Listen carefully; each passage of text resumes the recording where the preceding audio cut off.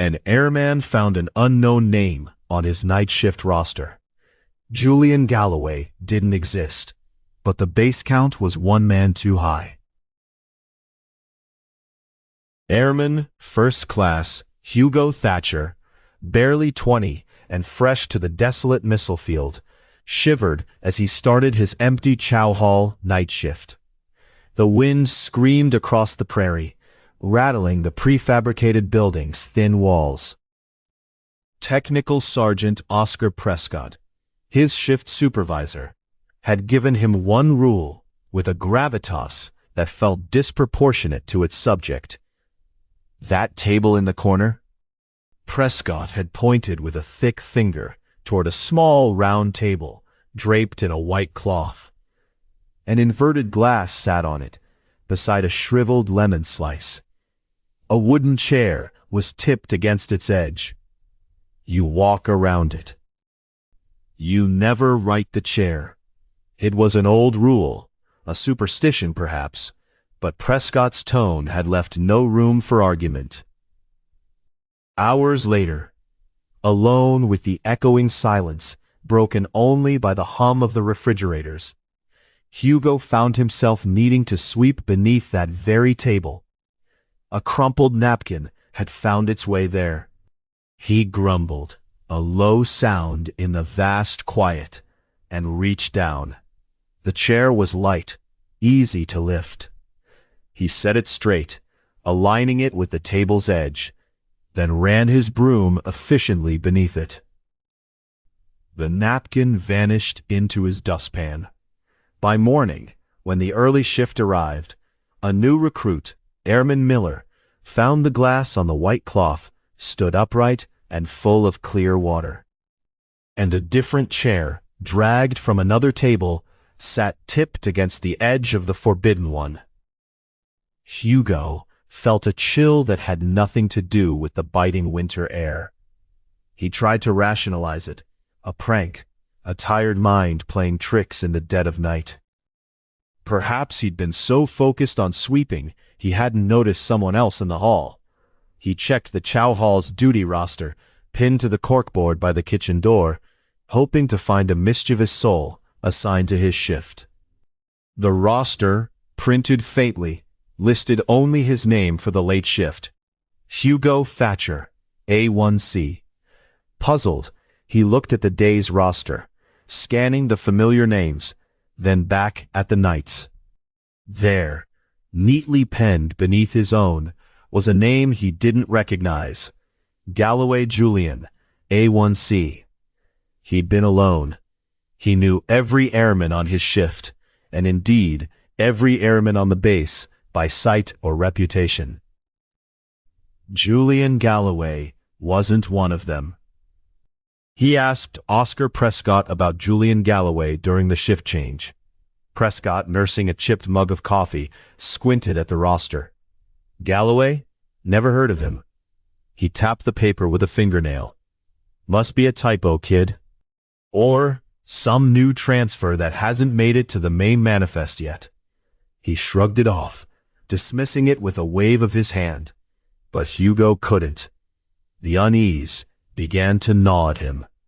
He spent his off-duty hours discreetly asking around, checking bunk assignments in his own barracks, even glancing at the base's digital personnel directory when he got a chance at the recreation center. No Julian Galloway.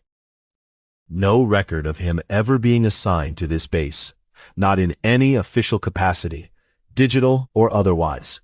The name simply didn't exist outside of that one chow hall roster. The unease gnawed at Hugo, evolving into a cold certainty that something was profoundly wrong. He decided to go straight to the source, to the most authoritative document on the base. He sweet-talked the administrative clerk, a harried woman named Beverly, into letting him see the base's master personnel manifest, a thick, bound ledger of every active-duty airman stationed there. The large, drab office felt suddenly smaller, the air heavy with dust and the quiet rustle of old paper. Hugo meticulously counted each name, running his finger down the columns, cross-referencing against the digital system Beverly kept open on her desktop monitor. 147 names. He double-checked, then triple-checked. Each face, each bunk, each service number accounted for, confirmed by the digital record. But at the bottom of the final page, where the columns converged, the official total active personnel figure was printed in bold, stark black ink. It read, 148. Hugo Thatcher stood in the base's administration office, staring at the official personnel manifest, which clearly listed 147 names, yet the total count at the bottom read 148 active personnel. He closed his eyes, then reopens them, but the numbers remained stubbornly unchanged. The 148 haunted Hugo. It was a phantom digit, a persistent error that refused correction. He couldn't shake the feeling that the extra man was somehow linked to the chow hall incident, to the inexplicable rearranging of the chair and glass. He tried to raise the discrepancy with Oscar Prescott again, catching him outside the motor pool. Hugo suggested it was a serious administrative error, one that could affect the upcoming base inspection scheduled in 3 months. Prescott just scoffed, spitting a stream of tobacco juice into the dirt. "Kid, those manifests are always a mess. Someone probably forgot to update a transfer out. Happens all the time." But Hugo knew it didn't happen all the time in a place as meticulously documented as a missile field. Errors were flagged, corrected, double-checked. A discrepancy of a whole person was unheard of. He started spending his nights off-shift in the dusty base archives, a forgotten room filled with metal shelves and the faint smell of mildew. He pored over old records, looking through manifests from years past. He found similar discrepancies: a Carl Hughes in 72, an Abigail Forsyth in 65, each listed as active personnel, but with no corresponding service record, no bunk assignment, no physical trace. The names changed, but the extra slot persisted, always maintaining an impossible total in the official count. He even found an old bunk assignment for a Julian Galloway from a decade prior, for a bunk that was currently empty and had been for years. The name, it seemed, reappeared. Hugo's late-night visits to the archives didn't go unnoticed. The metallic scent of the stacks seemed to cling to his uniform, and the fluorescent lights hummed with a conspiratorial drone. One evening, as he was cross-referencing a Brandon Porter from a 1978 manifest, trying to reconcile the impossible numbers, a slip of paper slid under the archive door with a barely audible rustle. It was a blank piece of official base stationery, folded once. Inside, written in neat, elegant script, were 3 words: "Leave records undisturbed." Hugo's heart hammered against his ribs, a frantic bird trapped in a cage. Someone knew. He peered into the dark hallway, but saw no one. The silence that followed felt heavier, thicker than before. The next day, he found his own service record file, which he kept locked in his locker, had been subtly disturbed. A specific page detailing his arrival date and initial assignments was no longer perfectly aligned with the others. Later that week, Margaret Calloway, a civilian contractor who managed the base's historical records and had been there since before Hugo was born, cornered him by the mess hall coffee urn. Her eyes, magnified behind thick glasses, held a knowing, weary sadness that pulled at something deep inside him. "Airman Thatcher," she said, her voice a low murmur, barely cutting through the clatter of trays. "Some things are better left alone. This base, It has its own way of keeping count. She didn't elaborate, just watched him with an unsettling intensity before turning away, her silhouette disappearing into the lunch crowd, leaving Hugo with a profound sense of being observed, of being warned. The air around him felt suddenly cold, though the mess hall was warm. Hugo decided to confront Margaret Calloway directly. He found her in her small, cluttered office, tucked away in the deepest corner of the administration building, surrounded by stacks of old documents that towered like ancient ruins. The air in the room was thick with the scent of aged paper and dust. "Miss Calloway," he began, his voice tight, "I need to know about the extra names. Julian Galloway, Carl Hughes, the impossible count on the manifest." Margaret sighed, her shoulders slumping, and for a long moment the only sound was the faint crackle of static from a nearby two-way radio. "You shouldn't have straightened that chair, Airman," she said, not looking up from a ledger she was dusting with a soft cloth. "It's a placeholder, always has been." She explained that the extra slot wasn't a mistake, but a fundamental error in the base's original commissioning documents decades ago. A miscalculation in the initial personnel allocation that somehow became integral. "The base's funding, its very existence," she whispered, her voice barely audible, "depended on that number. It needed 148, but it only ever had 147 bodies." She went on, her voice gaining a fragile strength. "The system, it found a way to reconcile itself. It generated the extra man, a name, a service record, a bunk, all on paper, but never a real person." She told him that the names changed over time, cycled through. Julian Galloway was the last one before you disturbed the table.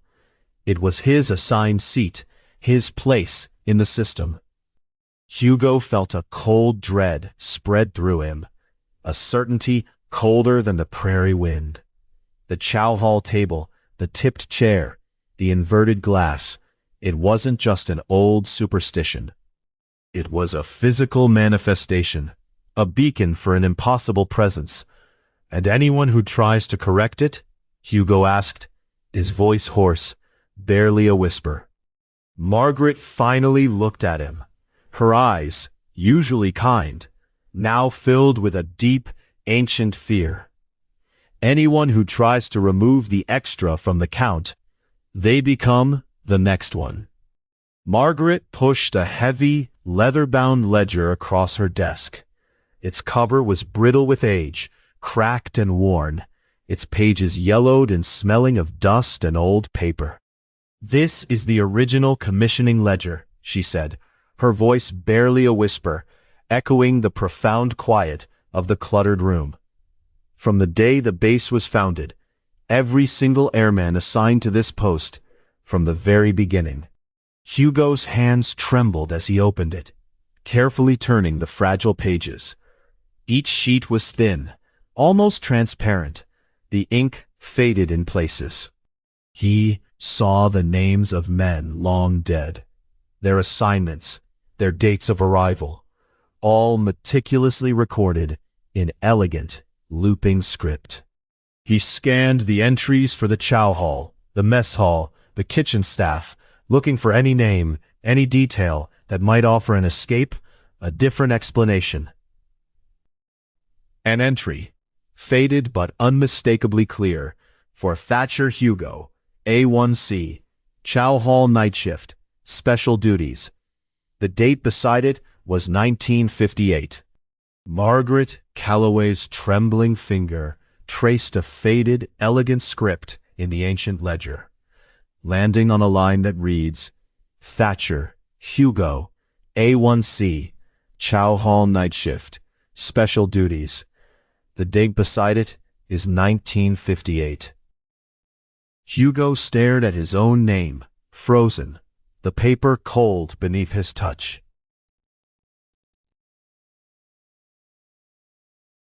Margaret Calloway watched Hugo's face, her own a mask of profound sorrow. The words she spoke seemed to drift through the heavy air of her office, settling around him like a shroud. It's a cycle, Airman, a pattern. The system, it doesn't just generate a name.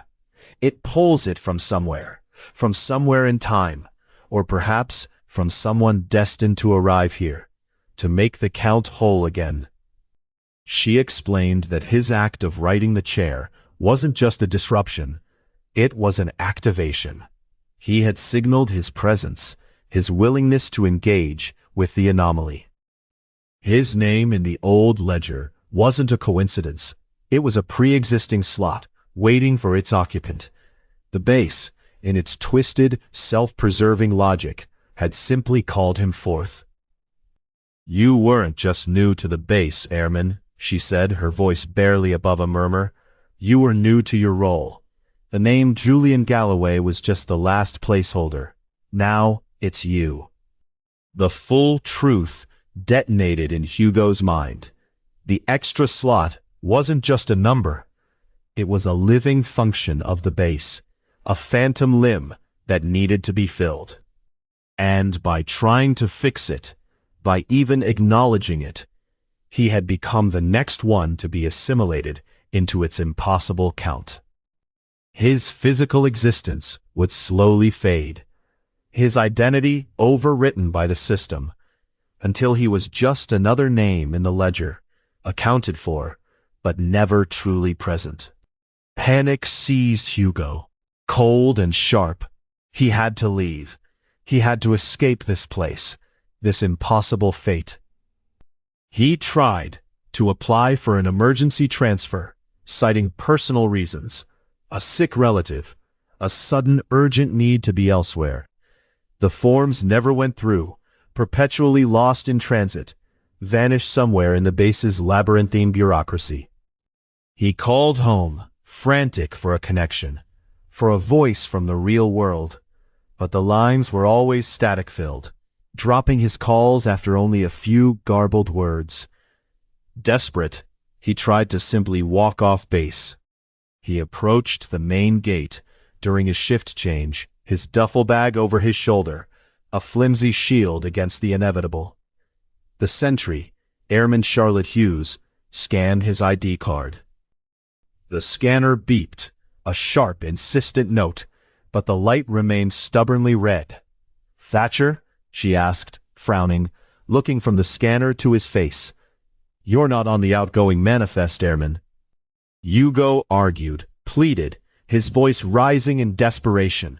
But Charlotte, following protocol with unyielding precision, simply told him he couldn't leave. He tried to force his way past, but her hand, surprisingly strong, stopped him, gripping his arm with an unyielding pressure. "You're accounted for, Airman, but not to leave." He saw Oscar Prescott approaching, a familiar, weary look on his face, but his eyes held a strange, distant quality, as if looking through Hugo rather than at him. "Thatcher, what's going on here?" Oscar asked, his tone flat. Hugo looked at his ID card, then back at the gate, and a profound, chilling realization settled over him like a tombstone. He was on the manifest. He was accounted for. He was part of the system now. He was the extra. He simply turned, dropped his duffel bag with a soft thud, and walked back onto the base, his steps heavy with the knowledge that he was already gone. Hugo Thatcher continued his night shifts. The chow hall table remained undisturbed, the chair tipped, its glass inverted, a silent monument to an unspoken rule. No one ever spoke of Julian Galloway again. Hugo performed his duties, quiet and efficient, his presence just another part of the base's background hum. He swept, he mopped, he wiped down counters. He saw Margaret Calloway, sometimes in the mess hall. She would catch his eye, a flicker of profound sorrow in hers, but she said nothing, and he offered no reply. His transfer papers never materialized. His communications remained garbled, like listening to a conversation through thick glass. He was there, yet not quite. The base inspection passed without incident. The personnel count of 148 active personnel accepted without question, its silent accuracy unbroken. Days bled into weeks, then into a quiet, unending succession of nights. One night, Oscar Prescott, on a routine patrol of the chow hall, spotted Hugo in the empty space, sweeping the floor with slow, deliberate strokes. Oscar called out, his voice echoing in the cavernous room. Hugo paused, broom in hand, and turned. His face was unreadable, his eyes distant, like windows onto an empty room. "Is that so, Sergeant?" He replied, a faint, wrong little smile playing on his lips, a shadow of an expression that didn't quite belong. Oscar frowned, a prickle of unease brushing against him, a sensation he couldn't quite place. He checked his duty roster again, a small laminated card in his hand, then glanced back at the chow hall. Hugo was still there, sweeping. Oscar shook his head, dismissing the feeling as the late hour playing tricks on him. He continued his patrol, the wind howling around him outside the building. The chow hall door remained open, a lone broom leaning against the wall inside, a faint scratching sound from within. The air was still. On a quiet prairie base, an airman named Oscar Prescott continued his patrol, an unsettling feeling he couldn't name clinging to him. The chow hall door was open, and the wind simply carried the sound of a lone broom sweeping the floor. He glanced back, but the chow hall was empty. "Is that so, Sergeant?"